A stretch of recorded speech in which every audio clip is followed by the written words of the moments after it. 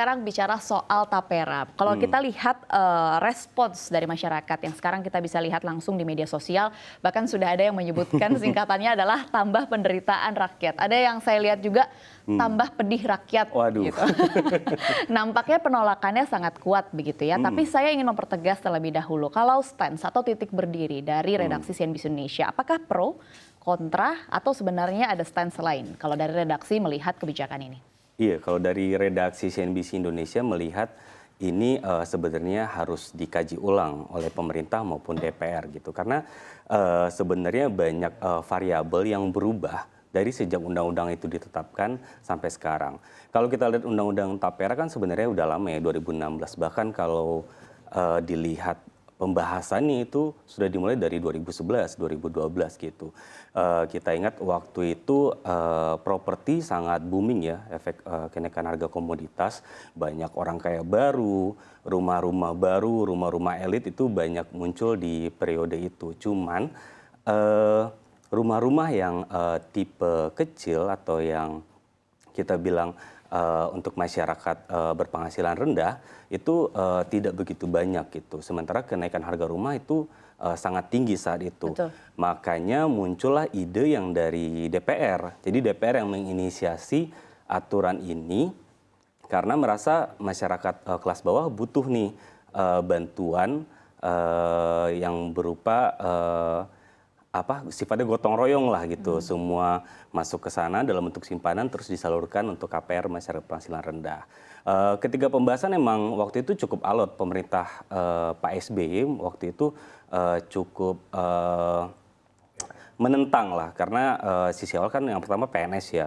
PNS ketika diterapkan artinya ada beban negara yang harus dikeluarkan lagi gitu. Namun berjalannya waktu berganti pemerintahan undang-undang itu akhirnya disahkan. Saat 2016 disahkan banyak penolakan juga dari pengusaha. Cuman karena ada tahapan-tahapan ya, jadi mungkin penolakannya diredam dan muncul lagi 2 pekan lalu ketika revisi peraturan pemerintah. Nah di sini redaksi melihat ini momen penting. Jadi untuk pekerja pegawai negeri itu sudah berjalan. Nah untuk yang swasta ini diberikan waktu 7 tahun paling lambat setelah aturan dari pemerintah keluar. Berarti 2020 dan 2027 paling lambat itu sudah mulai berjalan. Bukan tidak mungkin tahun depan atau 2026 itu dimulai diimplementasikan gitu. Nah, kalau redaksi melihat di sini masyarakat sekarang masih cukup tertekan, mulai dari pandemi dan sekarang daya beli yang sangat tertekan gitu, banyak pegawai yang income-nya tidak naik gitu, dan sementara kita melihat banyak tekanan-tekanan baru ya, seperti misalnya harga pangan. Beras itu kan cukup menekan gitu, baik itu kelas menengah maupun kelas bawah. Sekarang kita ambil aja kelas menengah gitu. Untuk tahun ini kalau redaksi melihat kenapa masyarakat begitu marah, begitu kesal, reaktif gitu. Karena banyak sekali yang misalnya awal tahun ada perubahan skema penghitungan pajak. Itu kan memangkas sedikit dari gaji kita gitu kan. Buat kelas menengah yang udah pasti mematok belanjanya buat ini itu pasti harus kehilangan 100-200 ribu, itu sangat berharga ya kan. Bisa beli pulsa atau beli listrik gitu. Lalu kemudian ada PPN, kenaikan PPN. Tahun depan dimungkinkan kenaikan menjadi 12%. Itu juga akan menekan gitu. Terus kemarin ada isu juga mengenai UKT. Nah itu juga akan menyasar kelas menengah walaupun kemudian dibatalkan gitu. Jadi banyak sekali kebijakan-kebijakan pemerintah yang menekan secara pribadi sehingga animonya begitu luar biasa ketika persoalan tapera ini muncul gitu. Makanya redaksi juga sangat gencar melihat masalah ini dan berharap supaya pemerintah dan DPR mulai mengkaji ulang gitu. Apakah ini relevan untuk dilakukan sekarang atau mungkin ada opsi lain gitu. Oke, salah satu pemberitaan yang paling gencar diberikan oleh redaksi adalah di mana ada hitung-hitungan bahwa kalau untuk karyawan atau kelas pekerja dengan gaji rata UMP atau UMR yaitu sekitar 5 juta rupiah butuh waktu 166 tahun untuk mendapatkan satu rumah seharga 250 juta. Kalau kita lihat di media sosial yang beredar begitu, ada yang bilang bahwa semua itu soal mindset aja Mas Michael.